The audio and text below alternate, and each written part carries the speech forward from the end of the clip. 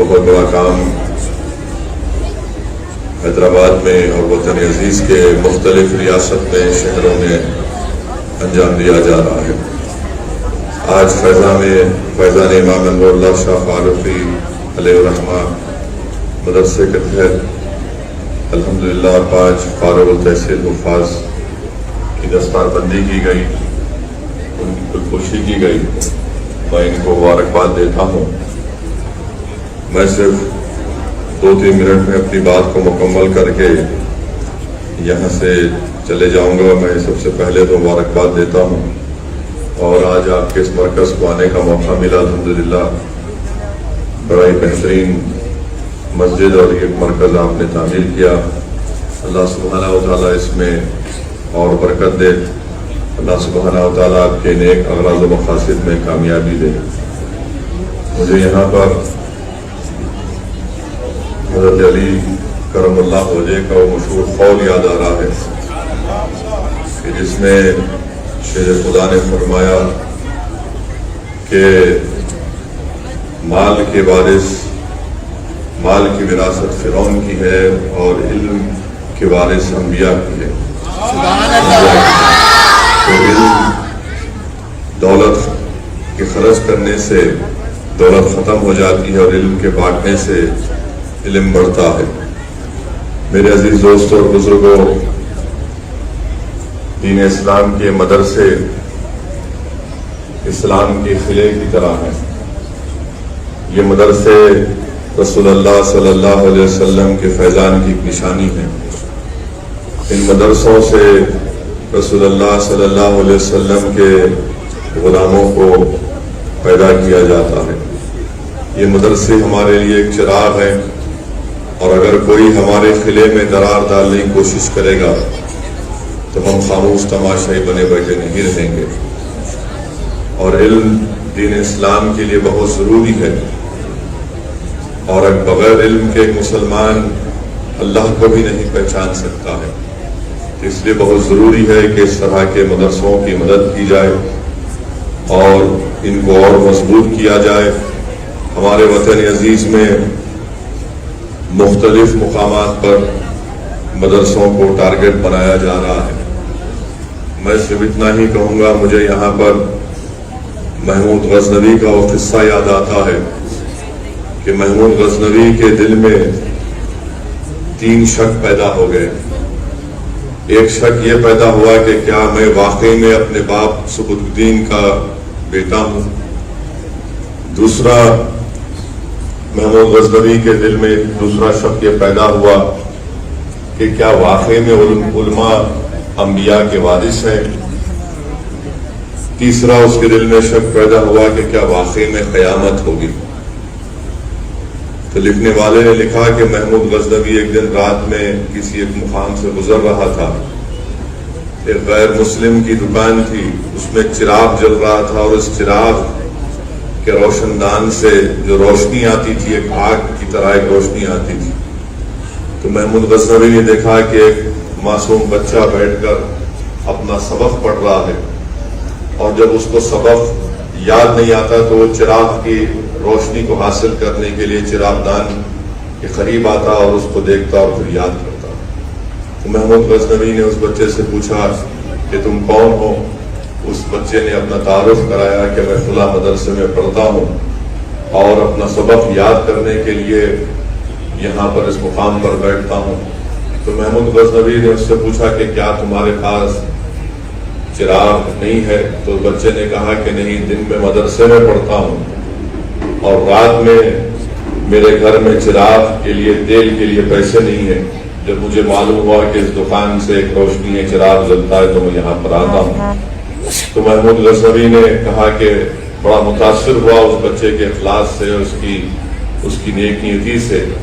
تو محمود غزنوی نے کہا کہ میں آج سے فلاں شخص کو یہاں پر رکھتا ہوں، وہ تم کو لینٹین دے گا، لینٹین کا انتظام کرائے گا اور تیل بھی اس میں مہیا کرا دے گا۔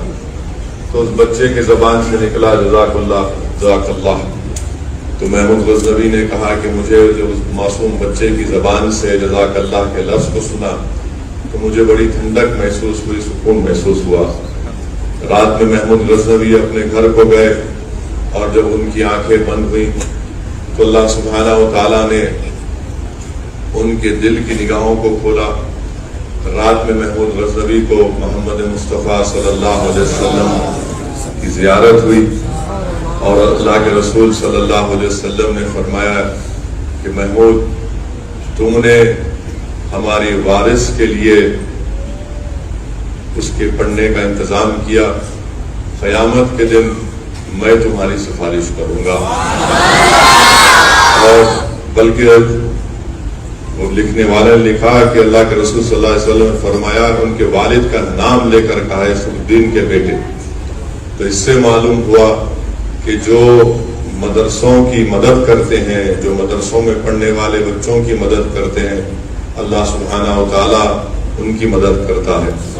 اس لیے میرے عزیز دوستوں اور بزرگوں، ان مدرسوں کو آباد رکھنا ہم تمام مسلمانوں کے لیے بہت ضروری ہے.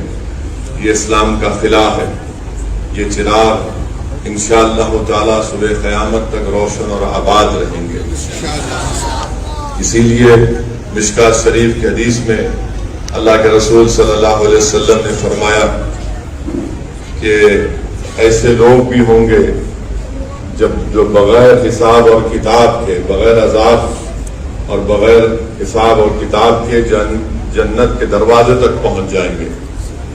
تو رسول اللہ صلی اللہ علیہ وسلم نے فرمایا کہ ایک وہ ہوں گے جو اللہ کی راہ میں شہید ہو جاتے ہیں، دوسرے وہ جو حج کرتے ہیں، حج کے دوران گالی گلوچ نہیں کرتے، فتنہ و فساد نہیں کرتے، تیسرے وہ رہیں گے جو عالم رہیں گے اور بعمل عالم دین ہوگا، چوتھا وہ شخص ہوگا جو سخی ہوگا، جو حلال کی کمائی سے انسانیت کی مدد کرے گا، حق کی مدد کرے گا بغیر کسی شہرت یا کسی کو بتائے. تو جب ان چار لوگوں کو جنت کے دروازے پر بغیر کسی حساب کے ذات کے پہنچا دیا جائے گا تو ان چاروں میں بحث ہوگی کہ سب سے پہلے جنت میں کون جائے گا. اللہ سبحانہ و تعالیٰ حضرت جبرائیل امین کو بھیجائے گا کہ آپ جا کر اس کا فیصلہ کرو. حضرت جبرائیل اس شخص سے پوچھیں گے جو شہید تھا، اس سے پوچھیں گے کہ تو نے اللہ کی راہ میں اپنی شہادت کیوں پیش کی؟ تو وہ کہتا ہے کہ میں نے دین اسلام کی کامیابی کے لیے اور کلمہ حق کی سربلندی کے لیے میں نے اپنے خون کا خطرہ بہایا. پھر جبرائیل علیہ السلام اس سے پوچھیں گے کہ تم نے یہ کہاں سے سیکھا، کہاں سے سنا؟ تو وہ کہے گا کہ میں نے ایک عالم کی زبان سے سنا. حضرت جبرائیل اس سے پوچھیں گے جو حج پر گئے تھے، اس حاجی سے پوچھیں گے کہ تم نے یہ کہاں سے سنا تھا کہ حج کو جانے والے کے گناہ اس طرح معاف کر دیے جاتے ہیں کہ جیسا کہ اپنی ماں کی پیٹ سے بھی پیدا ہوا ہے. وہ حاجی کہے گا کہ میں نے ایک عالم دین کی زبان سے سنا تھا. حضرت جبرائیل اس سخی سے پوچھیں گے کہ تم نے اللہ کی راہ میں انسانیت کے لیے یہ زکوٰۃ، صدقہ اور پیسے کیوں بانٹے؟ تو وہ کہے گا کہ میں نے ایک عالم دین کی زبان سے سنا تھا. تو جبرائیل امین، مشکات شریف کے حدیث کے الفاظ ہیں، جبرائیل امین کہیں گے کہ ایک عالم کا ادب ملوث رکھو، یہ عالم استاد ہوتا ہے. تو عالم پکار کر کہے گا کہ نہیں، میں یہ علم اس لیے حاصل کیا تھا کیونکہ اس سخی نے اپنی سخاوت کے ذریعے اس میرے مدرسے کو مجھے عالم بننے میں مدد کی. تو اللہ فرمائے گا کہ پہلے جنت میں جو جائے گا وہ سخی ہوگا جس نے مدرسوں کو علماؤں کی مدد کی تھی. تو میرے عزیز دوستوں اور بزرگوں، علماء کرام کی زبانوں سے میں نے سنا ہے کہ اللہ سبحانہ و تعالیٰ نے رسول اللہ صلی اللہ علیہ وسلم کو دنیا سے اگر کسی چیز کو مانگنے کو کہا ہے وہ علم کی زیادتی کو. تو اس لیے ہم قرآن کی آیات پڑھتے ہیں کہ جس میں اللہ سبحانہ و تعالیٰ فرماتا ہے کہ اے میرے حبیب آپ مجھ سے علم کی زیادتی طلب کیجئے. تو میرے عزیز دوستوں اور بزرگوں، قابل مبارکباد ہیں وہ لوگ، وہ بچے، وہ ماں باپ اور وہ مدرسے کے تمام ذمہ داران جو ان مدرسوں میں تعلیم حاصل کرنے والے ان ننھے اور منھے بچوں کو حافظ بنا رہے ہیں، عالم دین بنا رہے ہیں، تاکہ وہ لوگ انسانیت کو سمجھا سکیں، جہالت سے ان کو نکال سکیں فتنہ اور فساد برپا کرنے والوں سے لوگوں کو بچا سکے، تو مبارکباد دیتا ہوں دعوت اسلامی کے تمام ذمہ داروں کو۔ میں معذرت چاہتا ہوں، مجھے ایک اور میٹنگ میں جانا ہے، مگر الحمدللہ یہاں پر آ کر، یہاں پر دیکھ کر آپ کی تمام تفصیلی جو کارنامے ہیں، جو آپ کی محنتیں ہیں، جس کا ایک خلاصہ یہاں پر آپ نے پیش کیا، میں صرف اللہ سے دعا کر سکتا ہوں کہ اللہ سبحانہ و تعالیٰ آپ کے اس مقصد میں آپ کو کامیابی دے۔ وآخر دعوانا الحمدللہ رب العالمین۔